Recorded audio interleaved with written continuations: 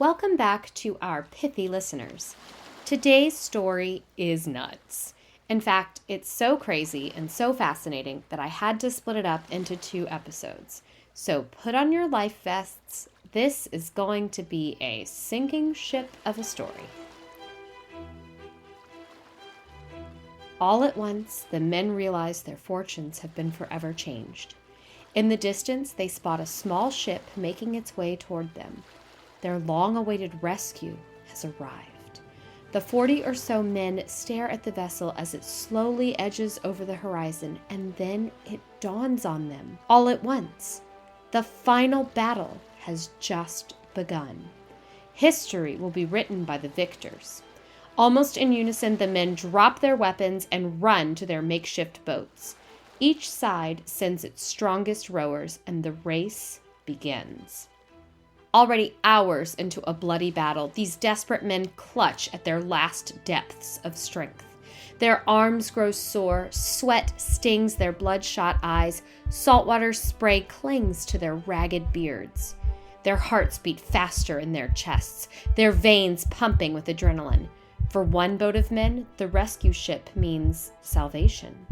The end of this horrifying nightmare. Dressed in mere rags and armed only with crude spikes, these men look at the billowing sails as angels' wings. For the other boat, outfitted in their uniforms of red and gold, the rescue means death. Visions of tortures, trials, and executions dance in their heads, blurring their vision, driving them forward. For they have no choice. They must reach the ship first, or they will die. This is the story of a shipwreck. A shipwreck off the coast of an uncharted continent in unknown waters onto an unseen reef. This is also the story of a mutiny inspired by jealousy, alcohol, rage, lust, and money. This is also the story of a religious cult that deemed one man to be the voice of God's will. And this will was bloodthirsty. This is the story of a man who lost everything, who cajoled his way onto a ship, who gained the ear of the captain, who incited a mutiny, and who took advantage of a devastating shipwreck and its lost, stranded passengers to enact his evil plot, sacrificing men, women, and children in his wake. So yeah, this is one hell of a story, and it's all true.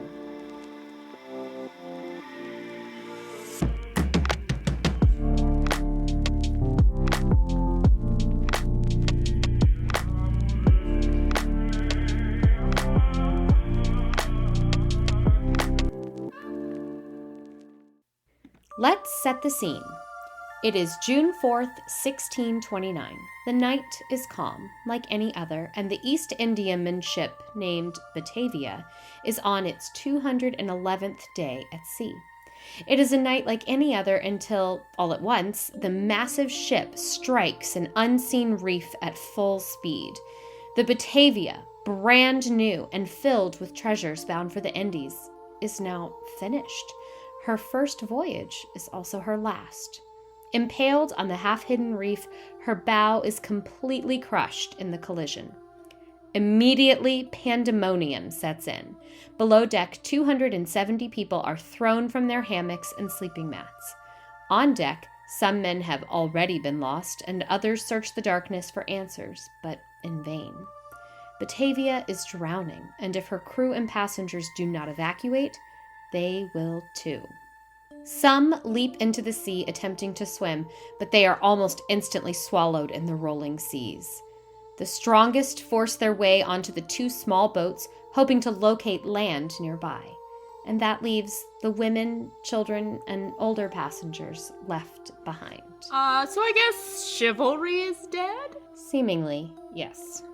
But at some point in the chaos, the captain, a man named Arian Jacobs, makes the fateful decision to cut the 15-ton mast as it was coming dangerously close to falling through the keel.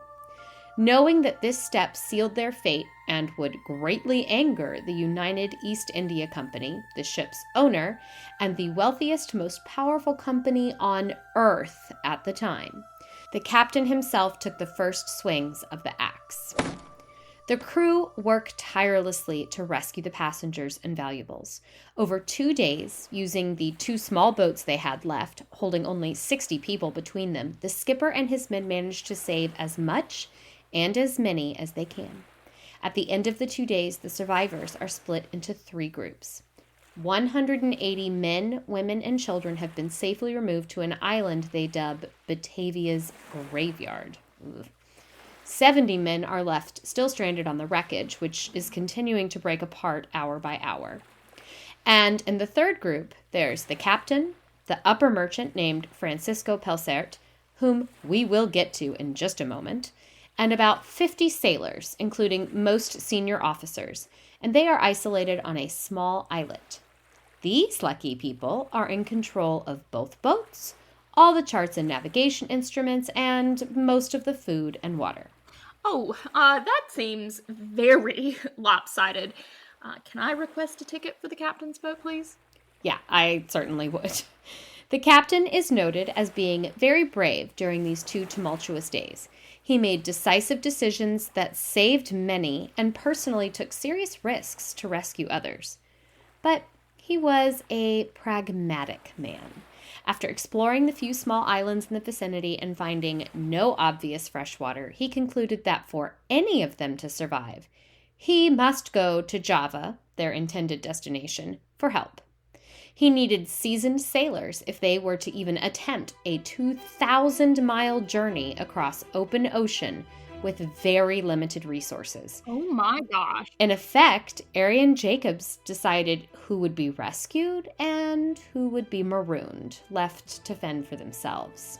I mean, that clearly sucks, but someone has to make the hard calls in order to save anyone. Yes, but technically this decision wasn't his to make. The captain was subordinate to the upper merchant, a commercial agent of the VOC, also known as the United East India Company. Or even the Dutch East India Company. Yep. These guys were so important, they needed several different names to fit the size of their egos. Of course. And the upper merchant was their representative. He was responsible for the profitability of the voyage, and in practice, almost always chose to protect the valuable cargo over the replaceable crew. Ouch. Obviously, it would depend on the personalities of both men, but the skipper and the upper merchant were often at odds.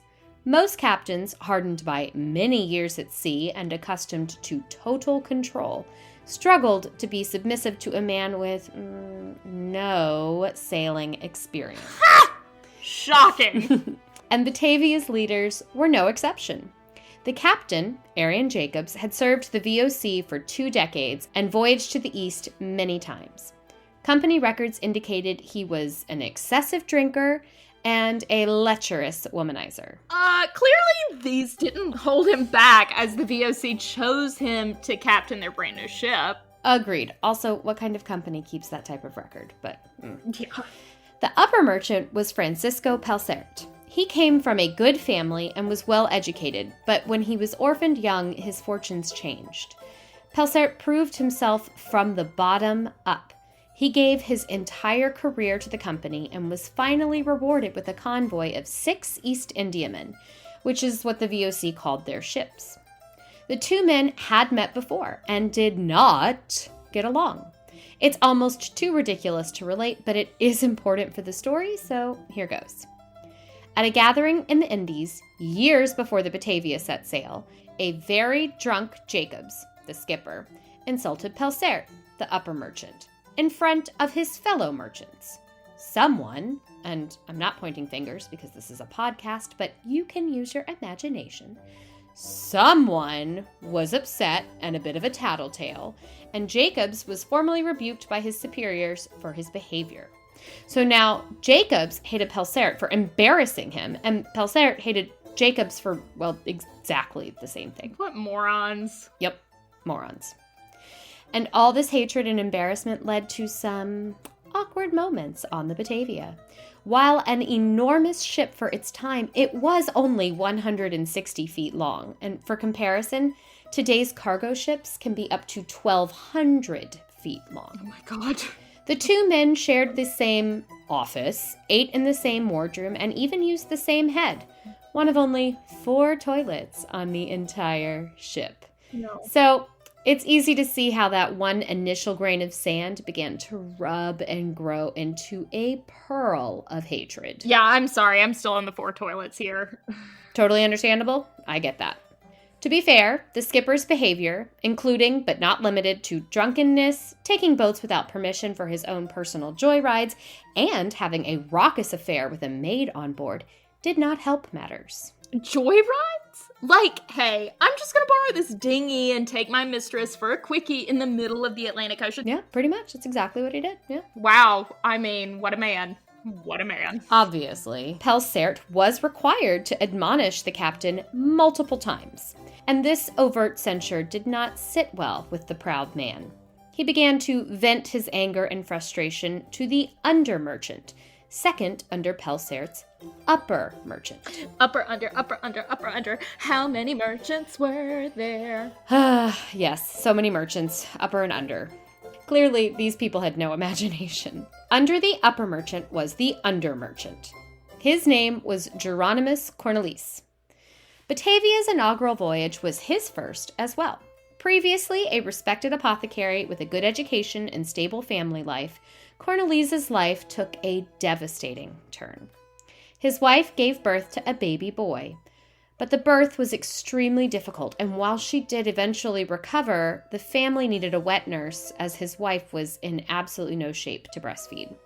But so sadly, the baby died within a few months in truly the most gruesome way. He contracted syphilis. Oh my God. And therefore died bleeding from his orifices. That, as a new parent with a baby at home, that is devastating.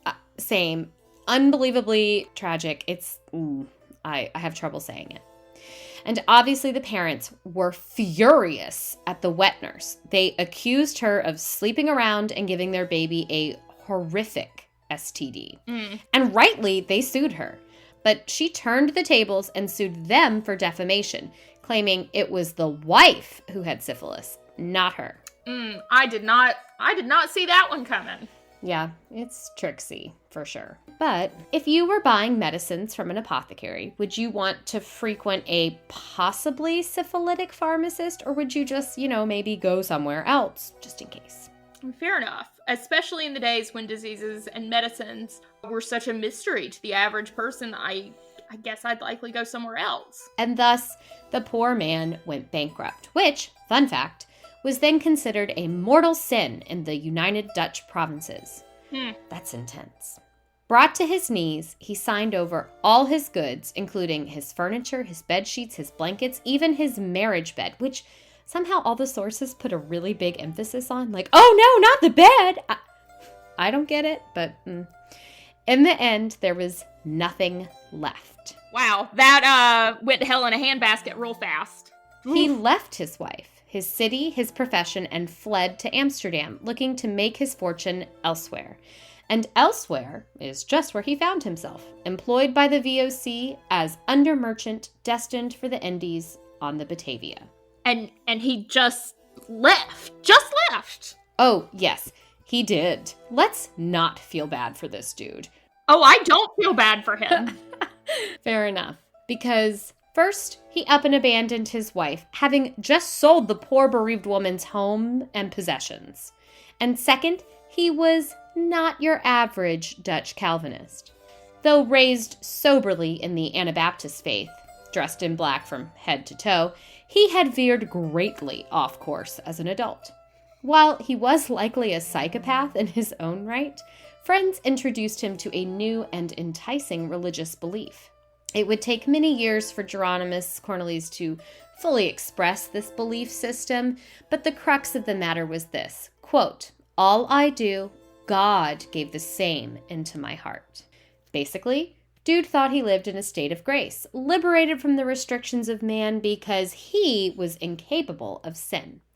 You can see why this appealed. Any little thing that popped into his head was obviously put there by God, good or bad, and therefore he just had to act upon it. Well, that's messed up, and it seems like a very dangerous conviction, one that can easily, get out of hand. It is. It is a scary doctrine, especially to governments and religious leaders.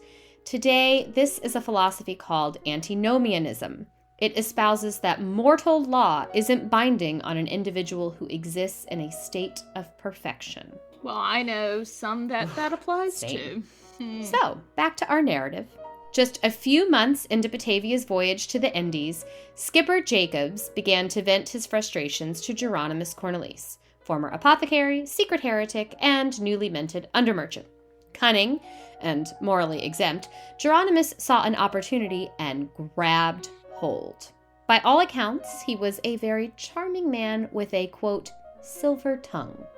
And he was certainly intelligent. Sensing his opportunity, Geronimus emboldened the belligerent captain and sparked mutinous thoughts. Mutiny, because he was reprimanded for stealing a lifeboat and sneaking off with his mistress.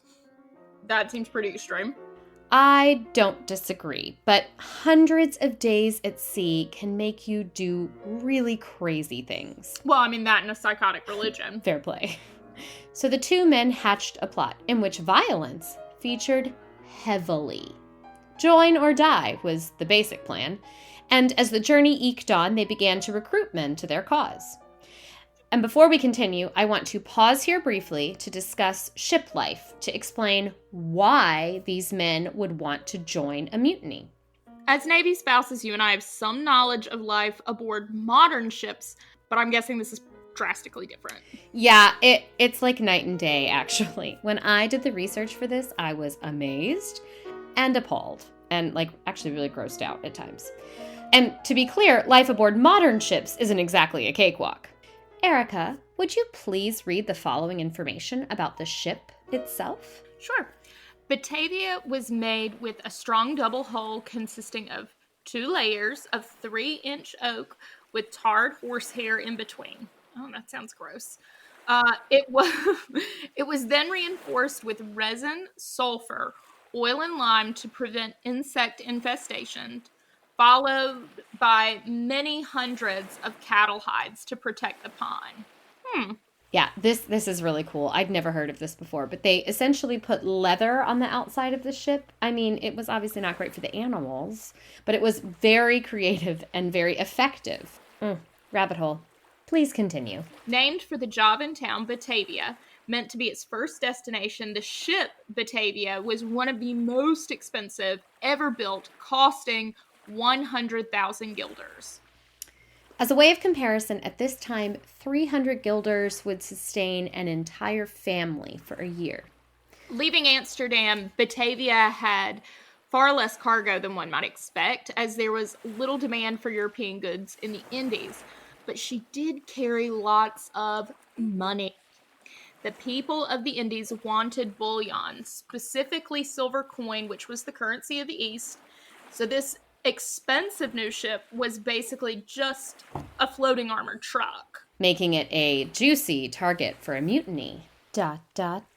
Additionally, 340 people and all their personal belongings were on board, including at least 22 women. That seems pretty high. Was that usual? No, it was definitely an unusually high number. Most were married to the crew, though some were unattached, and a few were actually stowaways who had hidden for a couple of weeks till there was really nothing the ship could do about them.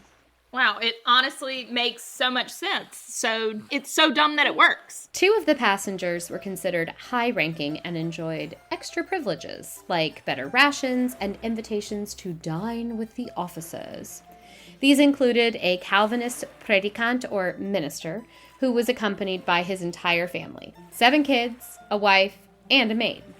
The second VIP was Lucretia Jonsdochter, and she was said to be very beautiful and of high birth. She was sailing to join her husband in the east and accompanied by her maid, Zwanti. Back to the ship, though. Thousands of barrels of supplies were stored below decks to sustain numerous passengers and the crew for up to 1 year at sea. Just to compare, a modern Navy ship resupplies about every 2 weeks. The crew, some of whom were forcibly pressed into service, was joined by soldiers for the company. A few officers, but mostly young men, headed to the Indies for 5 years of, frankly, miserable garrison duty. Sailing more than 15,000 miles over halfway around the world, many on board had reason to complain. And first of all, it was no showers, which couldn't be me. No showers. No washing, no sponge baths, no. But honestly, the stink of men wouldn't be nearly as bad as that of the rotting meat that was meant to feed the masses, worms and all. It is said that within months, all aboard could distinguish between insect species by their flavor. Priceless. Weevils, evidently, are bitter, while cockroaches are sausagey. Maggots, however, sound the worst, described as spongy and cold. Oh my God. My breakfast is ruined. Ruined. Honestly, I could do an entire episode about life on board. The stinking food, the communal rope for toilet paper, the horrific punishments for relatively minor indiscretions, but I digress. I'm sorry, what? Oh, yep. A communal rope, as in used by all. Yeah, the communal rope, just not for me. So, back to the drama. Mutiny was now afoot. It was uncommon on VOC ships, but definitely not unheard of. Many members of the crew did not want to be there, nor did they enjoy being reprimanded by snooty officers. So the VOC had a number of significant obstacles in place to prevent such a mutinous undertaking. However, most of them relied on the captain being loyal. Yeah, I mean, that makes a big difference. Once the skipper was ready to revolt, the guy who talks to all the sailors, has the keys to the weapons locker, knows the ins and outs of the ship, and has navigational skills, game over. From the get-go, the mutineers must have been exceedingly stealthy. Even the largest ship feels tiny after a few weeks. So 7 months in, secrets would have been a very difficult thing to keep. But by all accounts, Jacobs and Geronimus were very tight-lipped and kept the names of the mutineers to themselves, preventing detection. They also chose wisely, approaching men who owed them allegiances or were notoriously self-serving.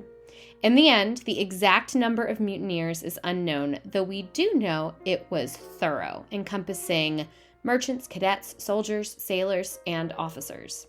Many, though, would later claim to have been seduced by Geronimus's silver tongue. I'm really beginning to dislike this Geronimus dude. Yeah, same. I don't think there's much redemption for this dude. While we can't lay the entire mutinous blame at his feet, it does seem that Geronimus was the mastermind, as all accounts of Jacobs tell of a capable, but rather dull meaning stupid, sailor. Unlike the skipper, Geronimus was inventive, and his road to mutiny was certainly unique. It was a 4-part plan. Step 1. Separate the Batavia from the other 5 ships in the convoy. Easily accomplished with the skipper on board. Pun intended? Always. Always pun intended. Always. Step 2. Recruit a sufficient body of men to take control and sail the ship by using a combination of bribes and threats. Classy. Oh, indeed. Mm-hmm. Step 3. Turn the men against Commander Pelsert. This is where Geronimus's plan deviates from a standard mutiny. He came up with the weirdest plan. I honestly can't believe the others thought this was a good idea, but hey, silver tongue and all. He decided to mask a group of sailors and have them attack Lucrezia Jansdokter, the beautiful, high-class, married passenger for whom all the officers had a thing. It was resolved they should cut both her cheeks, I'm assuming to disfigure her, though it's not exactly clear, and the mutineers believed that this butchery would force Pelsert to respond. I mean, wow, that's sickening. What a monstrous plan. I can only imagine that he would respond aggressively. Absolutely. But because the attackers were masked, he wouldn't know whom to punish, and would therefore make it a general punishment for all sailors and crew, angering the uninvolved majority on board, and thus inciting the mutiny. Wow, that is one sneaky bastard. But why her? Why Lucrezia? A few reasons. Number 1, she was a high-status passenger who would demand justice. Number 2, All the men wanted to bed her, and she refused them, so it was a little bit of payback. And number 3, the captain had made several advances toward her and been aggressively rebuked. Geronimus was likely using his silver tongue to encourage the skipper's anger and push him, further into the plan. Wait, I thought the captain was sleeping with the maid. Oh, Lucrezia's maid. Sounds like a sloppy skipper to me. Indeed, a sloppy skipper with his sloppy seconds. Yeah. Sadly, step 3 went off without a hitch. Oh. 8 enthusiastic, or should I say sadistic, assailants seized Lucrezia after dinner and dragged her by the legs to a dark private area on deck. Their rough hands assaulted and groped her. A sharp knife pierced one cheek and then the other. Disgusting fingers spread a sticky, stinking mess of tar and dung across her face, down her legs, and even onto her genitals. Oh, God, that poor woman. It was incredibly savage. As planned, she survived the vulgar attack, and word of her distress spread faster than COVID. Ouch. Oh, sorry. Too soon? As anticipated, Pelsert took the news, quote, very violently and to the highest degree. But while he investigated and threatened the attackers, he never found adequate evidence to convict, and therefore, to the dismay of the skipper and the undermerchant, he exercised restraint. So the plan didn't go as planned. No, it did not. Lucrezia couldn't confidently say who the 8 men were, though she did seem to recognize one, which led Pelsert to speculate that, quote, the skipper had been the author of it. Pelsert intelligently resolved not to fall into Jacob's little trap. Had Pelsert acted, had he fitted and raged, had he yard-armed or keel-hauled suspected participants, he might have found himself dead, attacked in the middle of the night, and tossed into the sea. I'm assuming that was the final step of the mutinous plan? Yes, it was. Had he punished the sailors, it might have been so, but he did not, or at least he never had the opportunity. Instead, he found himself shipwrecked, roughly 50 miles west of the Australian coast, relying on unfinished charts, the appearance of the seaweed, and pure intuition. The Batavia stumbled onto a chain of low-lying reefs and sank within days. And as much as I would love to blame Jacobs for this as well, it seems he was innocent in this little piece, at least. There's really no way he could have foreseen this, and so they all plunged headfirst into the reef at full speed, mutineers and all. I'm sorry, did you say appearance of the seaweed? Yes, I did. This area of the world was so unknown that despite many captains sailing this route, the quote-unquote directions, if you will, were extremely vague. Something like, go east for a long time, and then when you're feeling ready, and I guess the seaweed starts to look different, turn north. Yeah, that makes one feel very safe. I mean, it's like MapQuest all over again. Imagine being a passenger, stuck on a ship for 200 plus days and completely reliant upon your captain's seaweed knowledge. Nope, couldn't be me. Yeah, no thank you. And yet, here they were, shipwrecked with a crew poised to mutiny, inspired by the machinations of a psychopath with a god complex. And this, dear listeners, is where we will leave you this week. In the spirit of Charles Dickens, we have taken you to the edge of the cliff, but you must wait until next week to discover who lives and who dies. Not to worry, the drama is nowhere near finished. In fact, pretty quickly, the sinking ship is the least of these poor people's problems. Please tune in next week for the chilling conclusion to this horrific historical tale. Till then, I'm Erica. And I'm Caroline, and we are pithily yours.